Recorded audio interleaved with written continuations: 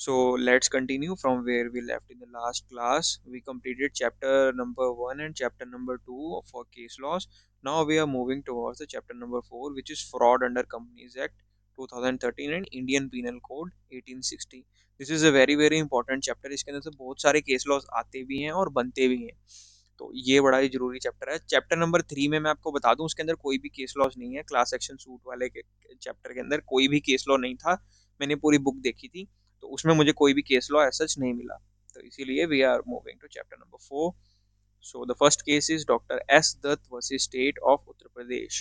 The Supreme Court of India observed that the words with intent to deceive do not indicate a bare intent to deceive, but an intent to cause a person to act or omit to act on account of deception practiced upon him to his advantage. The word but not otherwise after with intent to deceive show that the intent to defraud includes some action resulting in disadvantage which would have been avoided but for the deception. Essential elements for fraud under Indian law: an intent to deceive another, an intent to cause by deception injury to some other person. इस case के अंदर जो landmark judgement था doctor S Dutt versus state of Uttar Pradesh, इसकी जो main finding थी कि जो हमारा फ्रॉड है ना अंडर इंडियन पीनल कोड या उसके अंदर, ये दो चीजें जरूरी होनी चाहिए। सबसे पहले an intent to deceive another, an intent to cause by that deception injury to some another. दूसरे को छल कपट करने की भावना होनी चाहिए और उस छल कपट से दूसरे का नुकसान भी हुआ होना चाहिए, उसको आप फ्रॉड मानेंगे। Next is doctor Vimla versus Delhi administration. दिसंबर 2020 के अंदर ये आ चुका है। ये जजमेंट का साल नहीं लिखा हुआ दोस्तों, मैंने पेपर का अटेम्प्ट का साल लिखा हुआ है कि कौन से अटेम्प्ट में आया हुआ है।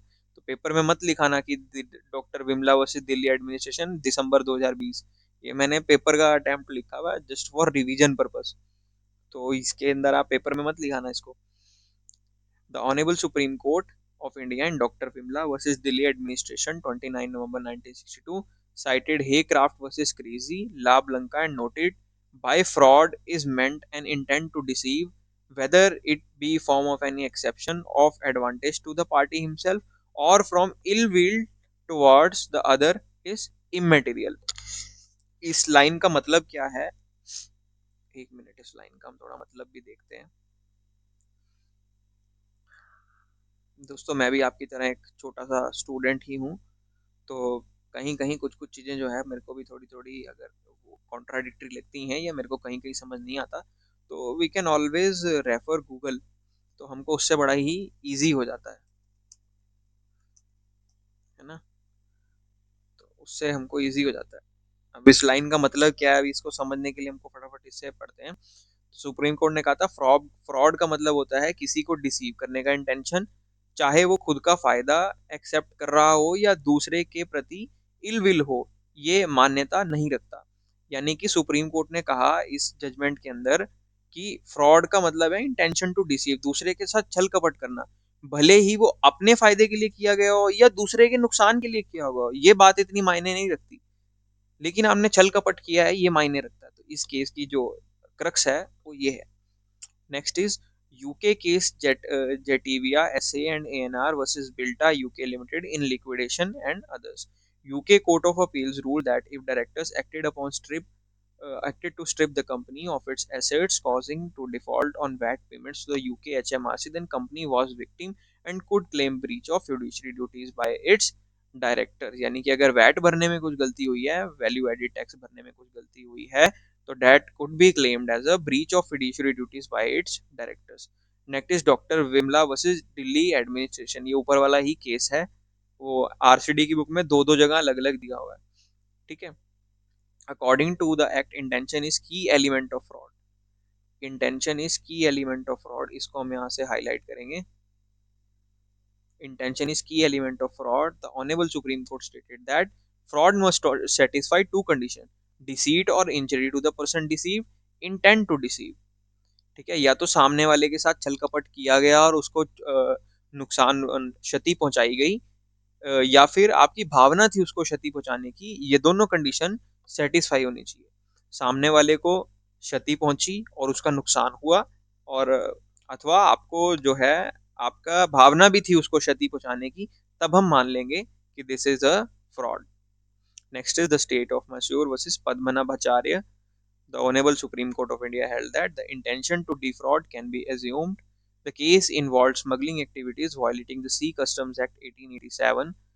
The court ruled that the intention to defraud continues even after the importation of goods and remains with subsequent purchaser. Therefore, the intention has been given a wider scope and applicability. यानी कि अगर आपने कुछ goods smuggle किए, smuggling करने के बाद कुछ सामान मंगा लिया, तो स्मगलिंग करने ही तक आपकी इंटेंशन खत्म नहीं हो जाती। उसके बाद आपने वो सामान रखे रखा या उसको आगे सप्लाई किया, तब तक भी वो इंटेंशन चलती रहेगी। तो जो इंटेंशन है, जो आपका किसी को क्षति पहुंचाने का जो दुर्भाव है आपके मन में, उसका जो स्कोप है वो बहुत ही वाइडर है। तो इसका कहने का मतलब ये है। Next is Ketan Parekh versus security and exchange board of India. The honourable set observe that, ये क्वेश्चन इस बार पेपर में आ सकता है सर, ये कभी नहीं पूछा और ये बड़ा इंपॉर्टेंट है, 5 नंबर का सीधा बनता है। मैं आपको केस के अंदर भी बता रहा हूँ, ये मेरी पर्सनल ऑब्जर्वेंस है कि ये पेपर में आ सकता है सर। इसको आप हाईलाइट कर लो, ये पेपर में आने के डिजर्व करता है sir. Ketan Parekh versus SEBI. Honorable Sat observed that whether a transaction was intended to manipulate the market or defeat its mechanism depends on the party's intention. यानी कि मार्केट को मैनिपुलेट करने का जो क्या कहते हैं ट्रांजैक्शन है, वो डिपेंड करता है पार्टी की इंटेंशन पे। This intention can be inferred from the circumstances at direct evidence may not be available. Factors कौन से हैं जिसे हम डिटरमाइन कर सकते हैं कि जो पार्टी है उसकी इंटेंशन मैनिपुलेट करने की थी? सबसे पहले the nature of transaction, the frequency of such transaction, the value of the transaction, whether they involve circular trading, whether they real change of beneficial ownership, the prevailing market conditions. यहाँ कहने का मतलब ये है, मैं आपको बताऊं, जैसे अगर आप स्टॉक मार्केट में थोड़ा बहुत ट्रेड करते हो तो आपको इसमें पता रहेगा कि जो बल्क बायर्स होते हैं, जो रूटीन ट्रेडिंग करते हैं, जो क्या कहते हैं फ्यूचर एंड ऑप्शंस में खेलते हैं, तो कभी कभी क्या कहते हैं ना, अगर कहीं आपके पास कोई अनपब्लिश्ड प्राइस सेंसिटिव इन्फॉर्मेशन है, तो वो बल्क में शेयर्स बाय करते हैं और फिर बल्क में बेचते हैं। वो ऐसी एक्टिविटी दो तीन बार बार करते हैं, तो इससे जो है हमारे सेबी को पता लग जाता है कि सर इनके पास कुछ ना कुछ खबर आई है। तो यहाँ से वो इसको डिटरमाइन कर लेते हैं। तो यही इसके अंदर बताया हुआ है कि nature of transaction, frequency of transaction, value of the transaction, whether they involve circular trading, whether there is a real change of beneficial ownership, the prevailing market conditions. The list of factor is not exhaustive. Any one factor may or may not be decisive. An inference is drawn from the cumulative effect of all factors. यानी कि किसी ने एक बार कुछ stock की भारी trading कर दी, तो that will not be consider as a fraud और intention to manipulate the market. But अगर उस व्यक्ति ने क्या कहते हैं बार बार अगर वो चीज कर रहा है, तो फिर यहाँ से तो शक पड़ जाता है कि सर इसके पास कुछ ना कुछ तो बात है, कुछ ना कुछ तो इसको पता है जो आम आदमी को पता नहीं होता। भाइयों बहनों मित्रों, next is V R Dalal versus Yogendra Narayan ji Thakkar. जून 2019 के अंदर ये हमारे पेपर में आ चुका है। The Supreme Court of India held that the first element to criminal breach of trust is entrustment. Without it there is no criminal breach of trust. Breach of trust can be considered a civil wrong. If mens rea criminal intent is present, it leads to criminal liability. The term direction of law in section 405 includes legislation, direction, instrument, circular issued by the authorized entities.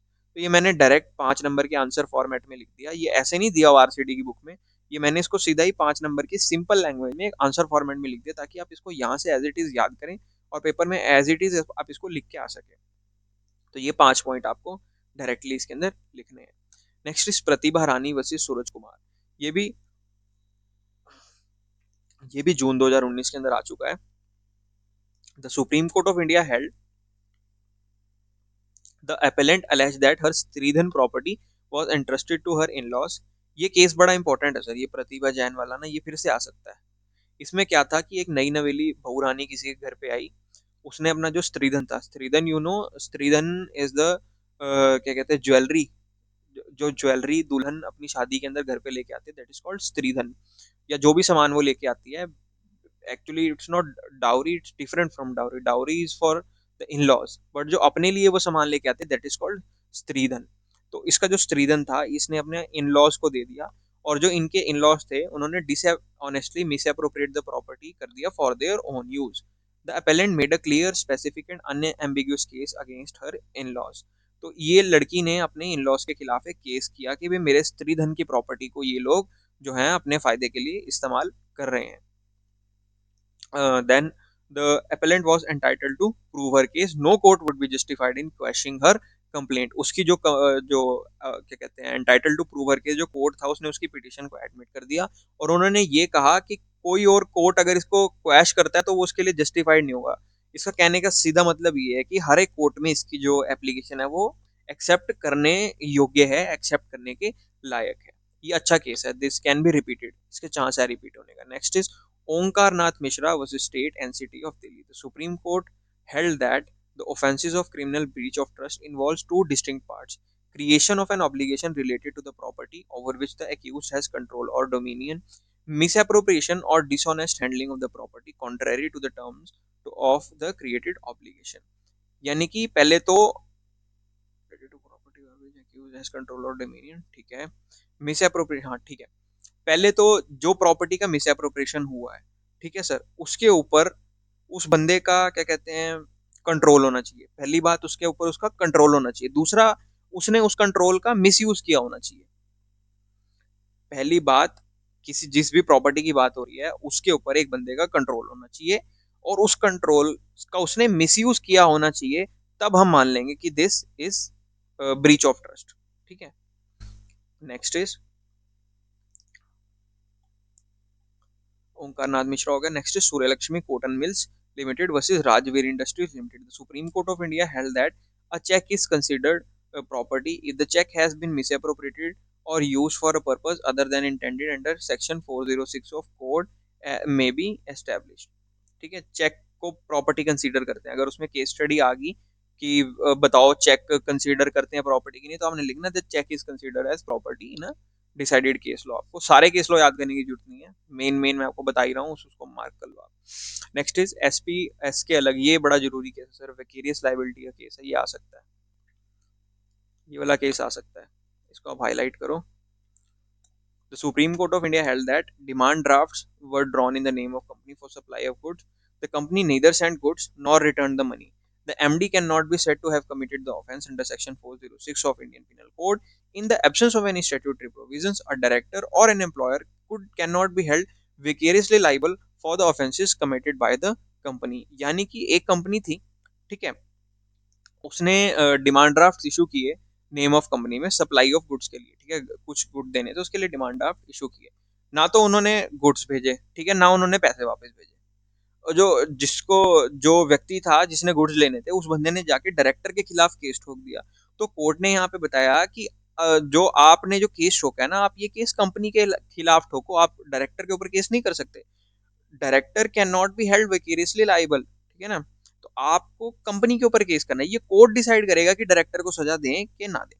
तो क्या कहते हैं the क्या कहते हैं appropriate accused shall be the company not the director. तो ये vicarious liability का केस है. अच्छा केस है, पेपर में आ सकता है. Next is Bagga Singh versus state of Punjab. The Supreme Court of India held that appellant a taxation clerk collected arrears of tax but did not deposit them in municipal funds immediately. ये भी case आ सकता है sir. ये अच्छा case है. ये पूछा ही नहीं कभी. ये पूछा ही नहीं कभी इन्होंने. इसको भी मार्क करो, ये आ सकता है. Bagga Singh versus State of Punjab. The Supreme Court of India held that the appellant, a taxation clerk, collected the areas of tax but did not deposit them in municipal funds immediately. ठीक है. He claimed that he had given the money to cashier Madan Lal, who was co-accused. The cashier, however, proved that he had not received any such sum and was acquitted by the lower court. The appellant could not prove that if he had discharged the trust expected on him. Therefore, the appellant was found liable under Section 409 of the Indian Penal Code. जो taxation clerk था उसने arrears collect किए tax के और उनको जमा नहीं कराया उसने म्यूनिसिपल फंड्स के अंदर. ठीक है. उसने ये क्लेम किया कि उसने सारे पैसे जो थे वो कैशियर मदन लाल को दे दिए थे और कैशियर ने ये प्रूव कर दिया कि उसने ऐसा कुछ भी पैसे नहीं लिए और लोअर कोर्ट में उसको क्या कहते हैं एक्विट कर दिया. और appellant could not prove that he has discharged the trust and expected on him. और जो क्या कहते हैं टैक्सेशन क्लर्क था वो ये बात साबित नहीं कर पाया कि उसने उसको वो पैसे दिए थे.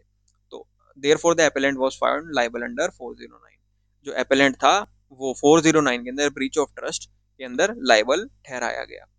Next case is Bachuchu Singh versus state of Haryana. कितना बढ़िया नाम है यार, Bachuchu Singh. The Supreme Court of India held that the appellant was working as a gram sachiv. ये दिसंबर 2019 के अंदर आ चुका है. The appellant was working as a Gram Sachiv for 8 Gram Panchayats.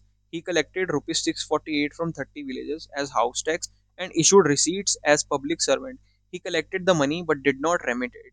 He was charged under Section 409 of Indian Penal Code. The court found that he dishonestly misappropriated or converted the amount for his own use. उसने क्या कहते हैं, ग्राम सचिव की तरह वो work कर रहा था। सारे गांव में उसने 648 रुपीज 30 विलेजर से ले लिए हाउस टैक्स के नाम पे और उनको रसीदें इशू कर दी। लेकिन उसने वो पैसा जाके जमा नहीं करवाया और अपने फायदे के लिए यूज कर लिया, तो he was held under section 409 for criminal breach of trust. ये एक बार आ चुका है पहले पेपर में। देखो ये भग्गा सिंह और एस के अलग, ये बड़े इंपॉर्टेंट केसेस है, पूछे नहीं पर इन पे 5 नंबर का केस बन सकता है। तो मतलब आप समझ लो कि ये एंटीसिपेटरी मैराथन है, इसके अंदर से पक्का देखना सर आप। इस मैराथन के अंदर से ही ना, जो एक ये मैराथन जो मैंने लिया है, एक जो कम्युनी लॉ पेनल्टीज का मैराथन लिया है वो, और एक जो मैं अदर पेनल्टीज का मैराथन लूंगा वो, इन 3 मैराथन्स के अंदर से ही ना 60 से 70 नंबर का पेपर बड़े आराम से बनेगा सर। बाकी जो इसके अंदर प्रोविजन वाला पार्ट है, हमारा प्रोसेसेस वाला पार्ट है, वो हमको थ्योरी से ही करना है सर। उसके लिए हम नॉर्मल स्कैनर रेफर करेंगे, उसके लिए हमको कुछ भी मैराथन वगैरह करने की रिक्वायरमेंट नहीं है। बाकी जितने भी हमारे यूट्यूब के ऊपर टीचर्स हैं, उन्होंने लगभग कॉन्सेप्चुअल डाउट सारे उसके अंदर लिए हुए हैं। तो मैं इसके अंदर कॉन्सेप्ट्स नहीं छेड़ रहा, मैं इसके अंदर हाई वेटेज टॉपिक्स छेड़ रहा हूँ, जिससे कि हमारी फटाफट फटाफट रिवीजन हो जाए जहाँ पे हमको आरसीडी में दिक्कत आती है। कंसेप्ट लगभग सबको क्लियर है सारे, ठीक है, वो ब्रीच ऑफ ट्रस्ट सबको मालूम है, कॉग्निजेबल नॉन को ये सबको पता है।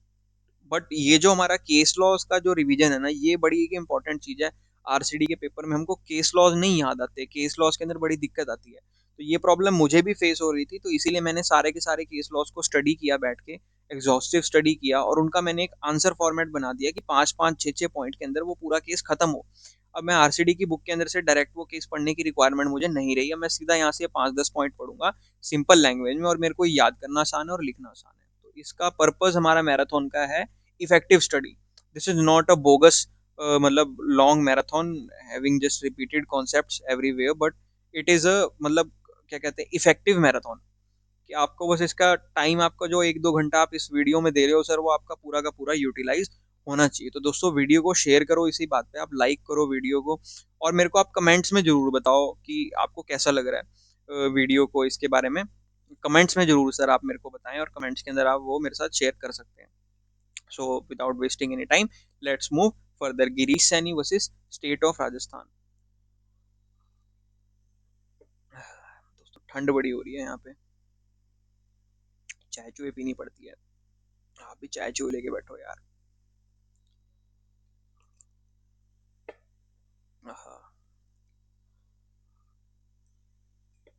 Please skip skip this.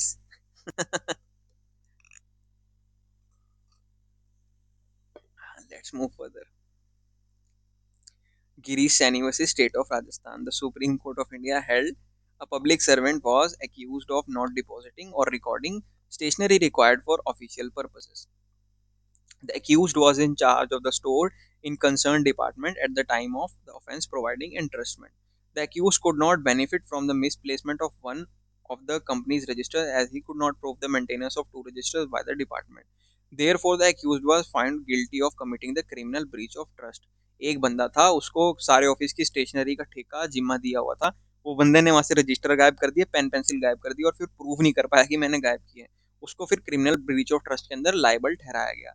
साला कितना ढक्कन चोर था यार, बता, रजिस्टर चोरी करने के, क्या यार, वेरी चीप चोर। Next is Kuraichan Chako versus State of Kerala. The Supreme Court of India held that the money circulation scheme was mathematically impossible. The promoters knew that scheme was unworkable. False representations were made to induce people to part with their money. It could be assumed and presumed that the accused has committed the offence of cheating under Section 420 of the IPC.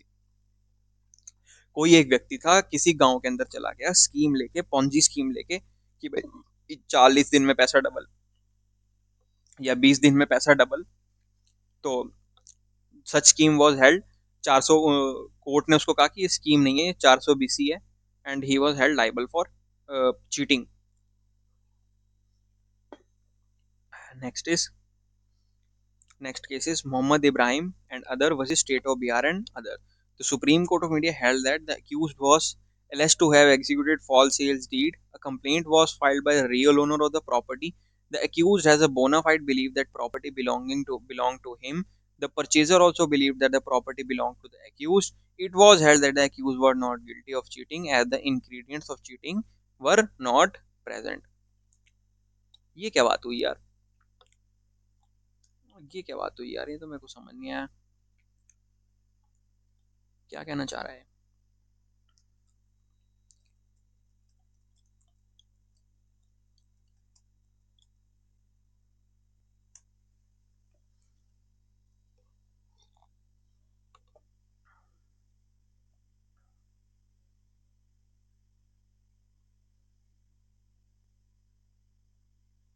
Hmm accused पर झूठे sale deed execute करने का इल्जाम था।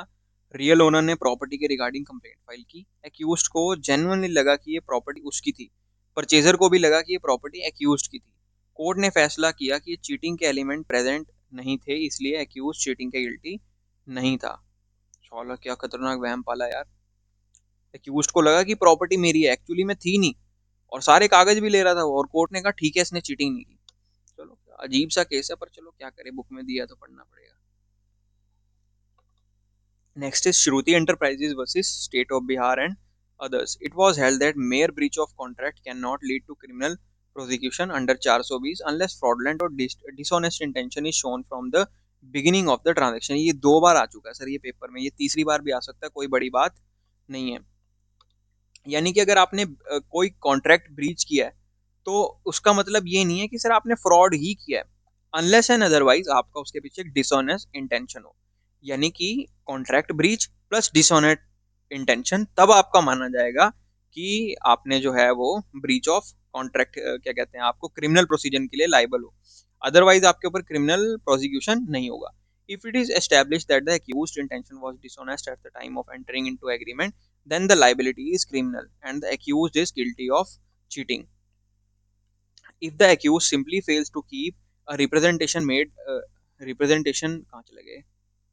If the accused simply fails to keep a representation made later without initial fraudulent intent, criminal liability cannot be imposed. The complainant's only recourse in such cases to seek damages for breach of contract. यानी कि अगर उसके साथ कोई dishonest intention के साथ contract breach नहीं हुआ तो वो सिर्फ डैमेजेस क्लेम कर सकता है, लेकिन उसके खिलाफ क्रिमिनल प्रोसिक्यूशन नहीं कर सकता। तो दोस्तों आई होप आपको ये वीडियो अच्छी लग रही होगी, प्लीज़ आप वीडियो को लाइक करें sir. Next is Ramatur Chakuhani versus Hari Ram Todi and another. The Guwahati High Court held that an offence under this section has the following essential ingredients.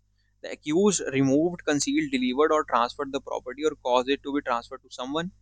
The transfer was without adequate consideration. The accused intended to prevent or knew that he was likely to prevent the distribution of that property according to law among his creditor or the creditors of another person. The accused acted dishonestly and fraudulently.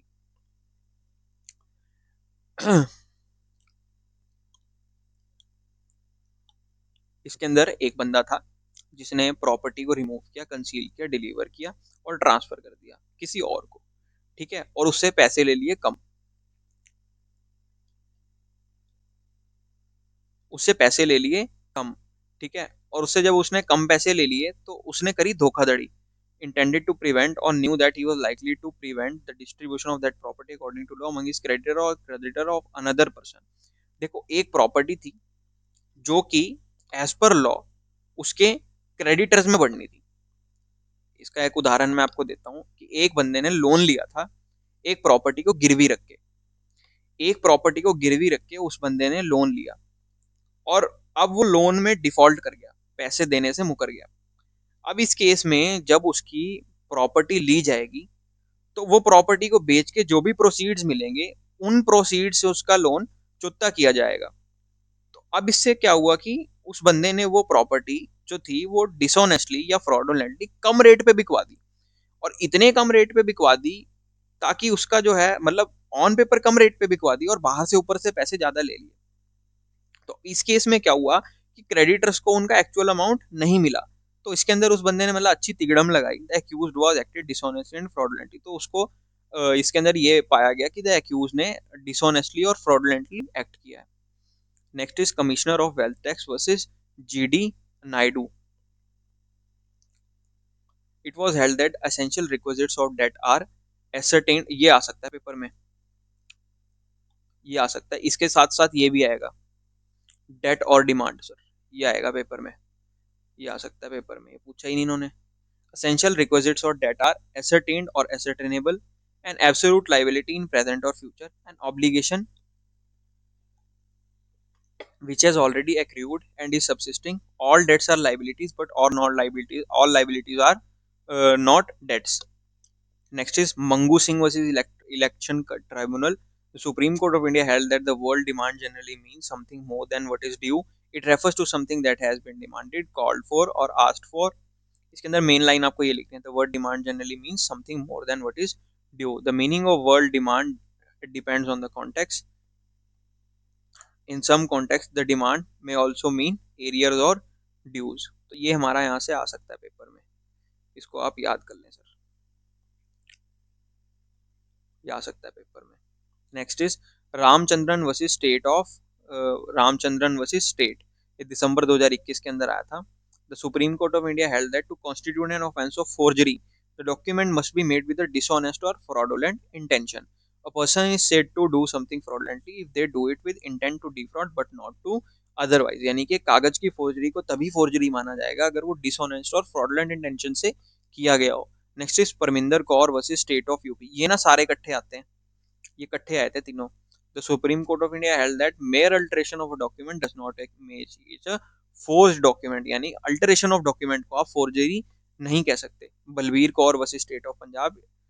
The accused furnishes certificate to get employment as a ETT teacher. The certificate was found to be bogus and forged since the school was not recognized during the period given certificate. However, the certificate did not state that the school was recognized. It was held that merely indicating the teaching experience of the accused cannot be said to indicating wrong facts. यानी कि इस case के अंदर क्या हुआ, बलबीर कौर ने एक school के अंदर ईटीटी टीचर में एम्प्लॉयमेंट के लिए अप्लाई किया. वहां पे उसने एक अपना एक्सपीरियंस सर्टिफिकेट दिया जो कि एक ऐसे स्कूल से था जो कि एक बोगस स्कूल था. वहां पे उसने ऐसे उसको टीचर करा था, वो स्कूल रजिस्टर्ड नहीं था, रिकॉग्नाइज नहीं था. तो वहां पे उसने एज ए टीचर काम किया हुआ था, तो उसने वहां का अपना एक्सपीरियंस सर्टिफिकेट अपने नए वाले स्कूल में जमा करा दिया. तो नए वाले स्कूल ने इसको अलेज किया कि भैया जो आपने सर्टिफिकेट हमको जमा कराया ये तो स्कूल आपका नकली था, बिल्कुल ही कबाड़ा स्कूल था, इसको हम मान्यता नहीं देंगे. तो यहाँ पे कोर्ट ने ये हेल्ड किया कि जो टीचर थी उसने सिर्फ आपको अपना एक्सपीरियंस बताया है कि मैंने 5 साल टीचिंग की हुई है, तो ये थोड़ी उसका लेना देना है कि स्कूल रिकॉग्नाइज था कि नहीं था.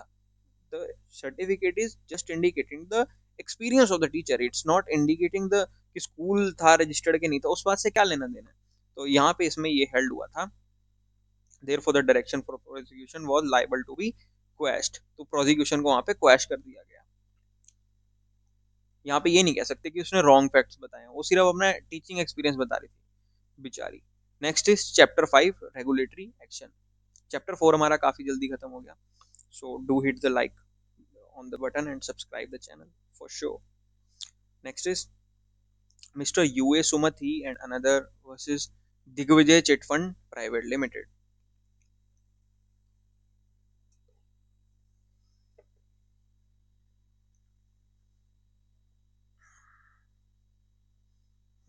ठीक है,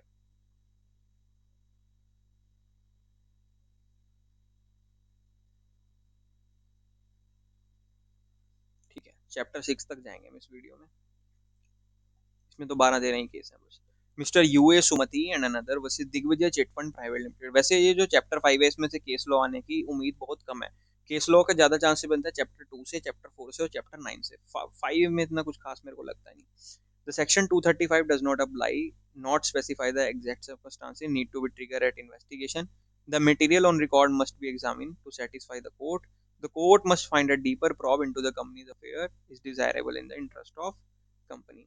ये अब ये जो चैप्टर 5 पढ़ रहे हैं ना रेगुलेशन, इससे पहले मैं प्रिज्यूम कर रहा हूँ कि आपने इन्वेस्टिगेशन एंड प्रोसीजर वाला सारा अपना कॉन्सेप्ट पढ़ा हुआ है. This is just a revision.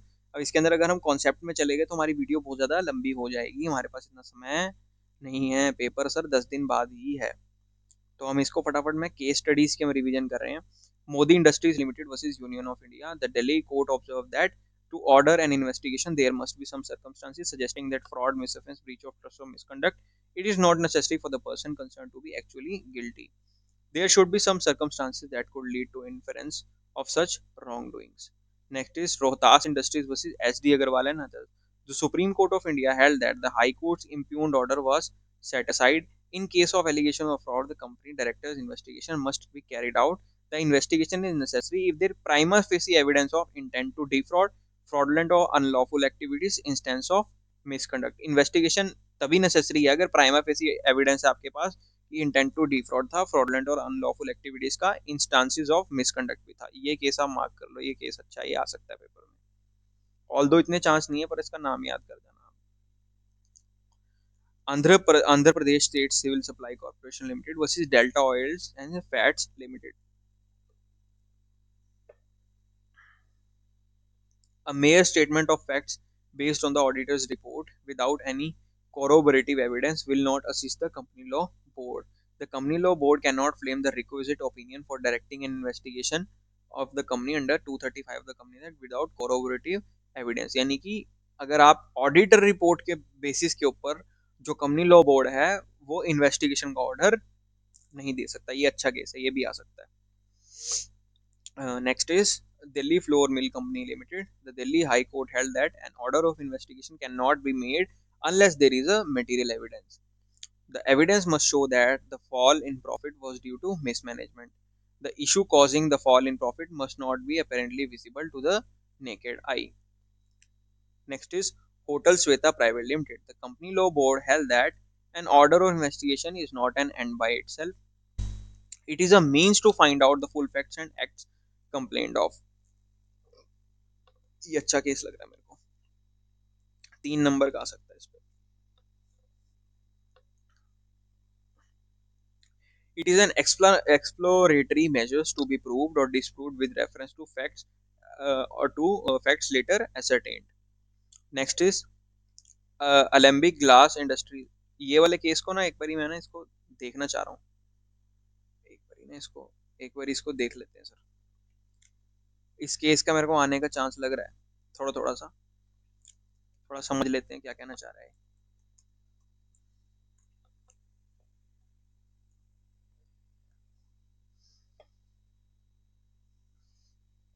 CLB ने कहा कि इन्वेस्टिगेशन ऑर्डर अपने आप में एंड नहीं है।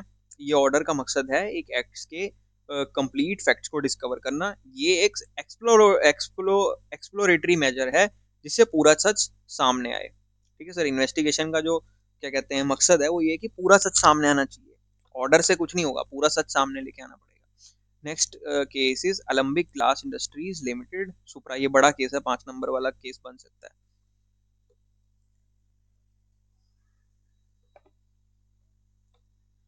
The Gujarat High Court defined scope and jurisdiction of Section 235 and 237B as follows. The language of 237A is clear and unambiguous. The court's jurisdiction to entertain a petition for appointing an inspector cannot be limited. Once a court makes an order, it is obligatory for the central government to appoint an inspector. वैसे मेरे को लग नहीं रहा इस पे case आएगा, कुछ खास तो है नहीं इसमें। There are 3 methods to get an inspector. If the requisite number of members are available, application can be made under 235. And if unable to collect the requisite number of members, one can bring various small practices to the notice of central government which may attract suo motu action under Section 237B. A third mode, mandatory is character, is where a special resolution is adopted by the company or court makes an order to that effect.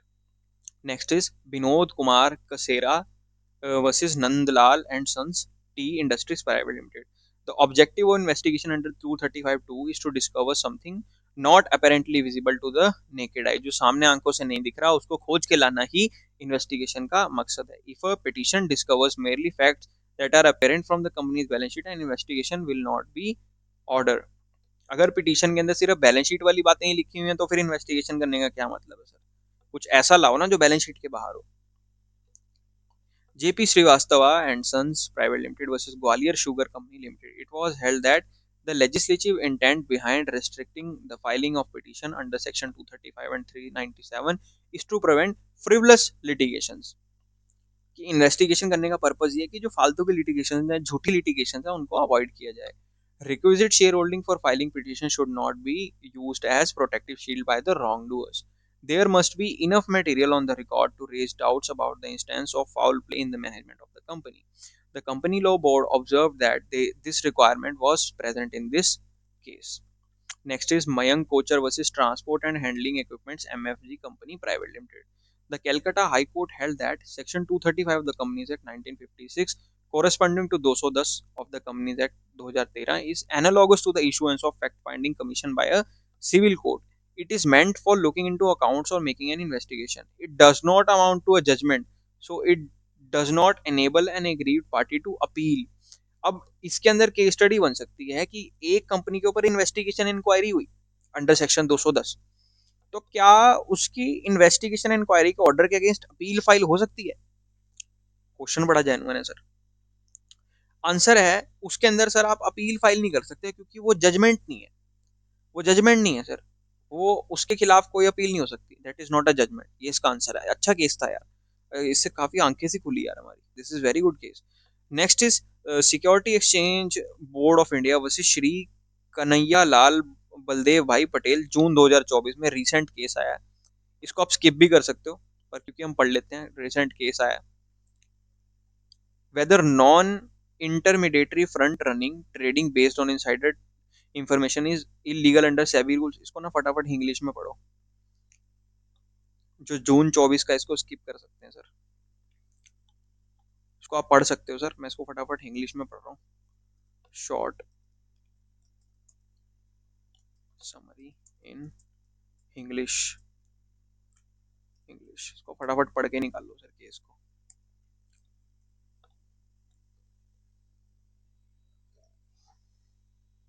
हाँ, क्या non intermediary front running insider information से trading SEBI के rules के तहत illegal है? सेबी ने कन्हैयालाल पटेल को investigate किया for trading ahead of orders by passport India investments. ठीक है, केबी के रिलेटिव दीपक पटेल, पीआईआई का पोर्टफोलियो मैनेजर, ने केबी को इनसाइड इंफॉर्मेशन दी पीआई अपकमिंग ट्रेड्स के बारे में। केबी ने इस इंफॉर्मेशन को यूज करके पीआई ऑर्डर से पहले ट्रेड किया और 1.56 करोड़ का प्रॉफिट कमाया।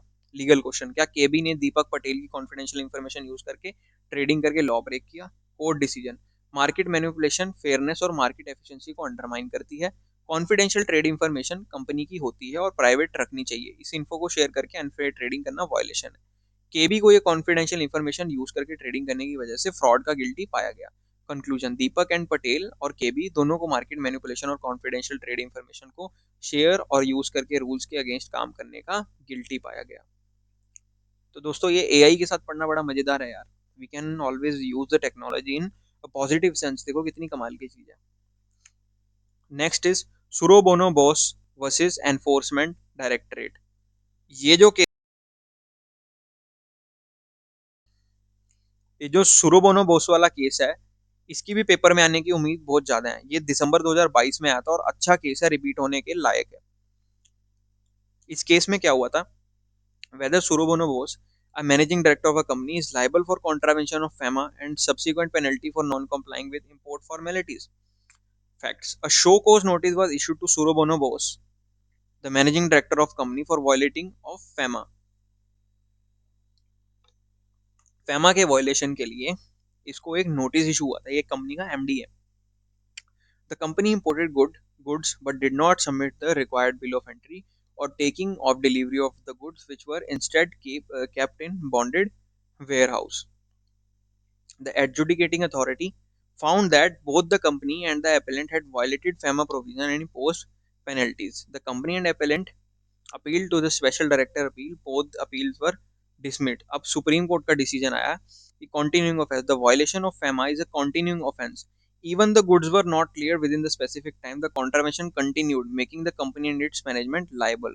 Responsibility of the appellant. As a MD, the appellant was aware of the violation but failed to take corrective action. The appellant could not claim ignorance of the contravention और due diligence as a defence. यानी कि इन्होंने क्या किया, goods की delivery तो ले ली, ठीक है, लेकिन उसका बिल ऑफ एंट्री सबमिट नहीं किया। अब जब तक उन्होंने वो बिल ऑफ एंट्री सबमिट नहीं किया तब तक वो ऑफेंस को एक कॉन्टिन्यूइंग ऑफेंस माना जाएगा, और क्योंकि उन्होंने उसको ठीक करने की भी कोशिश नहीं की तो इसीलिए एपेलेंट को उसके लिए लाइबल माना जाएगा। No error in penalty, the adjudication authority correctly held the appellant liable for the violation, the high court and the first appellate authority rightly upheld the penalty. Conclusion: the Supreme Court upheld the penalty imposed on Suromono Bose for his failure to ensure compliance with FEMA regulation during his tenure as MD of the company. Next is Adani Gas Limited versus Competition Commission of India. ये chapter 5 का last case है। ठीक है sir. अब ये जो case है ना, इसके मैं आपको ब्रीफली वो बता देता हूँ कि इसके अंदर क्या था कि गैस बेचते थे, अडानी गैस वाले गैस बेचते थे। तो इनके ऊपर एलिगेशन लगा कि ये अपनी ना डोमिनेंट पोजीशन का यूज करते हैं और ब्राइब करते हैं डिपार्टमेंट्स को, और ये सारी की सारी बिड्स ले जाते हैं, कोई किसी और प्लेयर को आने ही नहीं देते, वन साइडेड एग्रीमेंट्स करते हैं। तो इसके ऊपर एनसीएलटी ने वो दिया कि जो अडानी है उसने नोटिस इशू करने के ऊपर करेक्टिव एक्शंस लिए थे उसको ठीक करने के लिए। तो इसीलिए जो है मैं आपको दिखा देता हूँ, ये ना आपको मैं फटाफट समरी में बता देता हूँ कहाँ गया। ये वाले केस की मैं आपको समरी बताता हूँ, मैंने इसकी समरी लिखी थी।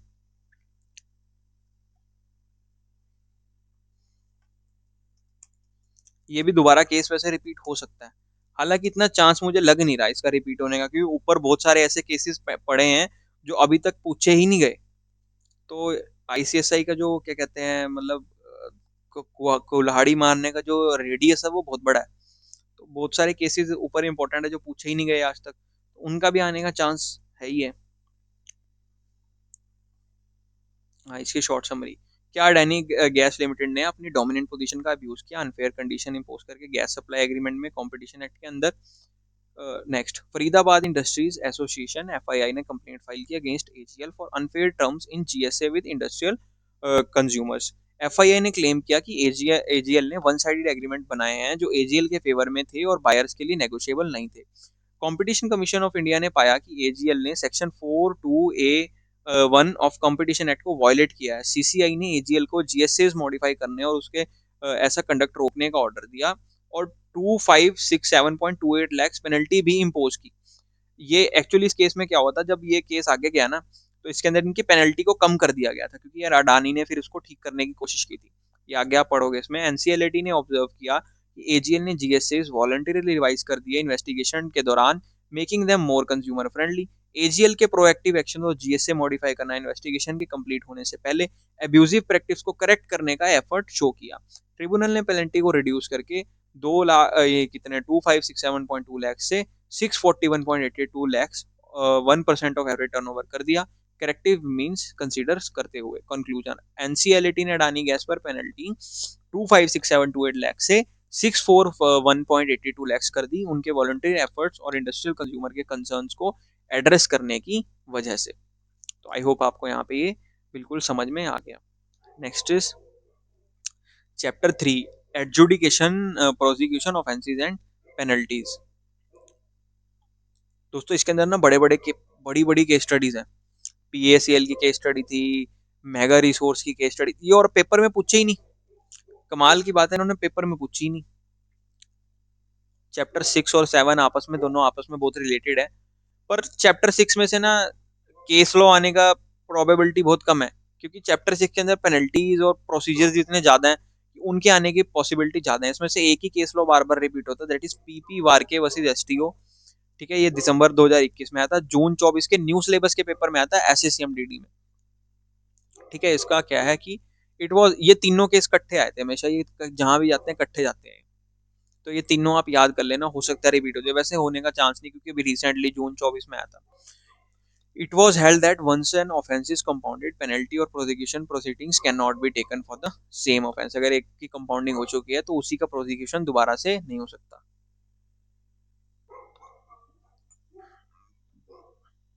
S Vishwanathan versus state of Kerala, December 21, December 23, June 24, new syllabus. It was held that once a matter is compounded, neither department nor the SEC can challenge the compounding order. Department cannot reopen the matter on the reasons that actual suppression was much higher. No appeal shall lie against the order of composition. It was held that a person having agreed to composition of offence is not entitled to challenge the said proceedings by filing an appeal. ये तीनों case इकट्ठे आते हैं, इनका आने का chance वैसे है नहीं, पर आप इनको पढ़ सकते हो। एक ये केस स्टडी हमारी बुक में दी हुई है, पीएसीएल लिमिटेड और सेबी की केस स्टडी। ये वाली जो हमारे को केस स्टडी दी हुई है, ये बुक में केस स्टडी पूरी बड़ी सारी दी हुई है, और ये मेगा रिसोर्स लिमिटेड की भी केस स्टडी है। ये दोनों केस स्टडीज हैं सर पेपर के, मतलब देखो इनके ऊपर क्वेश्चन बन सकता है, तो हम इसको फटाफट से पढ़ लेते हैं sir.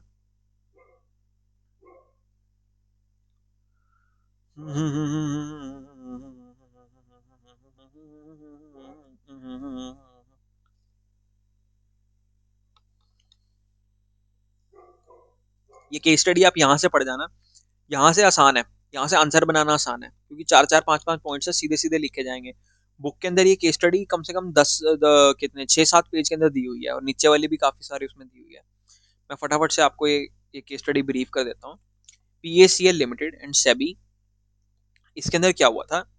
PACL Limited was involved in buying and selling agricultural land, developing into cultivable land and providing infrastructure. The company purchased lands with its own funds, developed them, and sold the plots to customers through various plans with payment made in one or multiple installments. Investor funds were pooled for the cost of land registration, development, and other expenses. PACL ने agriculture land को खरीदने और बेचने का एक जुगाड़ बनाया, ठीक है। वो अपने ही पैसे से जमीन खरीदते थे और उनको डेवलप करके प्लॉट बना के लोगों को बेच देते थे। इन्वेस्टर से उन्होंने पैसा इकट्ठा कर रखा था, और वो उस पैसे से कॉस्ट ऑफ लैंड और रजिस्ट्रेशन, डेवलपमेंट और अदर एक्सपेंसेस सारा का सारा इन्वेस्टर्स के पैसों से करते थे। यानी इन्वेस्टर से पैसा लेते थे, जमीन पे देखो, इन्वेस्टर से पैसा लिया, जमीन खरीदी, जमीन का कुछ कुछ बनाया, बना के प्लॉट्स बेच दिए कस्टमर को अलग अलग प्लान के तहत। तो ऐसे करके इन्होंने एक स्कीम चला रखी थी। Allegation, PACL was accused for running a collective investment scheme without a SEBI registration. अब ये बिना सेबी रजिस्ट्रेशन के एक कलेक्टिव इन्वेस्टमेंट स्कीम चला रहे थे।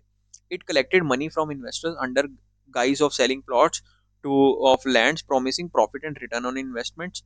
पीएसीएल्स promoter and directors mobilise the fund from public without SEBI authorisation. अब ये बिना सेबी ऑथराइजेशन के अंदर एक प्राइवेट इक्विटी स्कीम चला रहे थे कि सर यहाँ से पैसा डालो और ये ले जाओ। हाँ, चला तो रहे थे, बात तो ठीक है यार।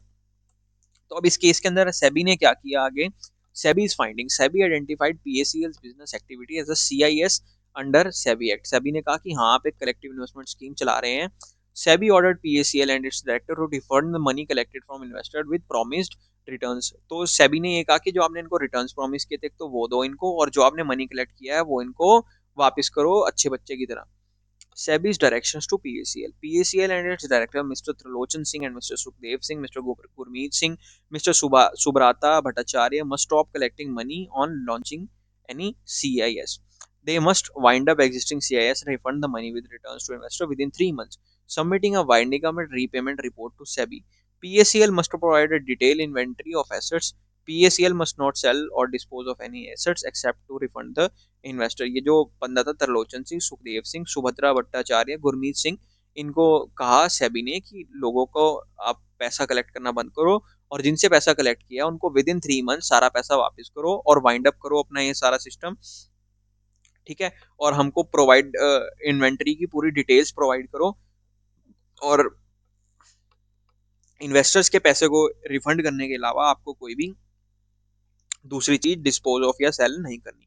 SEBI action in case of non-compliance. If refunds are not made within the 3 months, PACL and its director will be restrained from accessing the security market until all CIS are wound up and funds are refunded. कि अगर वो 3 month के अंदर पैसा नहीं देते तो उनको रिस्ट्रेन कर दिया जाएगा सिक्योरिटी मार्केट्स के अंदर, और उनको क्या कहते हैं, until the CIS are wound up and funds are refunded, जब तक वो पैसा वापस नहीं करेंगे तब तक उनको सिक्योरिटी मार्केट एक्सेस नहीं करने दिया जाएगा। SEBI will refer the case to state government, local police for fraud, cheating and misappropriation of charges. SEBI will ask Ministry of Corporate Affairs to initiate winding up process for PACL. SEBI will begin attachment and recovery proceedings. अगर उन्होंने पैसा वापस नहीं किया तो winding up procedure initiate कर सकते हैं, अटैचमेंट एंड रिकवरी प्रोसीडिंग्स भी स्टार्ट कर सकते हैं, और कंपनी के खिलाफ फ्रॉड एंड चीटिंग और मिस अप्रोप्रिएशन ऑफ चार्जेस के भी केसेस।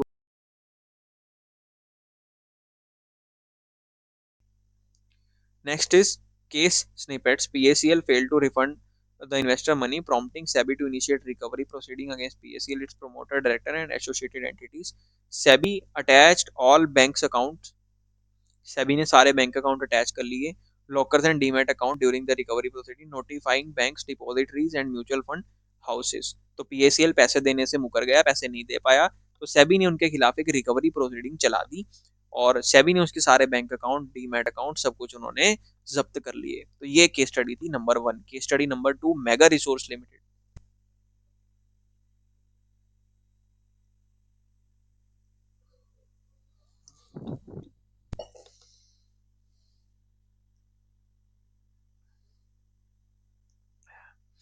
चैप्टर 7 वाले में क्या है? अच्छा ठीक है ठीक है ठीक है ठीक है दोस्तों, चैप्टर 7, चैप्टर 8 और चैप्टर 9, इन तीनों का एक इकट्ठा पार्ट बनेगा। अभी पार्ट बन के चैप्टर 1 2 का एक पार्ट, ठीक है, 4 5 6 का एक पार्ट, 7 8 9 का एक पार्ट। ये सबसे लंबा जाएगा 7 8 9 का पार्ट, क्योंकि जो चैप्टर नंबर 9 है ना, सीआरपीसी वाला, इसके अंदर 64 के कितने, 66 केस लॉज हैं, 66 केस लॉज हैं उसके अंदर। और जो हमारे एडिशनल केसेस हैं जो कि पेपरों में पूछे गए हैं लेकिन बुक में कहीं नहीं दिए गए, आईसीएसआई जो हमारा कमाल कर देता है सर, वो कमाल कमाल के केस लॉ भी हैं सर, वो भी हमारे लगभग 16 केस लॉज वो हैं। तो इसका पार्ट 4 रहेगा। तो अभी हम इसको वाइंड अप करते हैं सर। लास्ट हमारी जो केस स्टडी रह गई है चैप्टर नंबर 6 की लास्ट। आपको सेशन अच्छा लग रहा है तो प्लीज वीडियो को लाइक करें, मेरे को कमेंट करके बताएं कि आपको सेशन कैसा लग रहा है। ठीक है, case study mega resources limited. The appellant Mega Resource Limited was fined rupees 2 lakh under the section 15AB and 50 lakh under section 15H of the SEBI Act by the adjudicating officer of SEBI. This was due to non-compliance with Regulation 7.1, 7.2 and Regulation 11.1 and 41 of SEBI SAST Takeover Regulation. तो इन्होंने take over की regulations का जो है इन्होंने violation किया था, इसके लिए इनके ऊपर पेनल्टीज लगाई थी। 2 लाख अंडर सेक्शन 15AB और 50 लाख अंडर सेक्शन 15H। ठीक है, the promoter group of the company acquired 25,000 equity share through off market transaction, increasing their shareholding from 50% to 60.46%. The appellant admitted non-compliance with disclosure requirement and failure to make an open offer to the shareholders, citing lack of awareness of the regulation। जहां भी आपका 50% से cross कर जाता है उसके ऊपर आप कुछ भी करते हैं, मान लो अगर आपका एकदम से 5% के ऊपर डिस्क्लोजर देना होता है, 2% के ऊपर डिस्क्लोजर देना होता है, जब आपका 50% आप जाता है तो आपको 51% का एक ओपन ऑफर करना होता है। तो अब इनकी परसेंटेज 50.46 थी, अब इन्होंने एकदम से शेयर होल्डिंग बढ़ा के 60.46 कर दी, तो इन्होंने ओपन ऑफर देना चाहिए था, तो वो देने से ये चूक गए। तो the appellant admitted non-compliance with the disclosure requirements and failure to make an open offer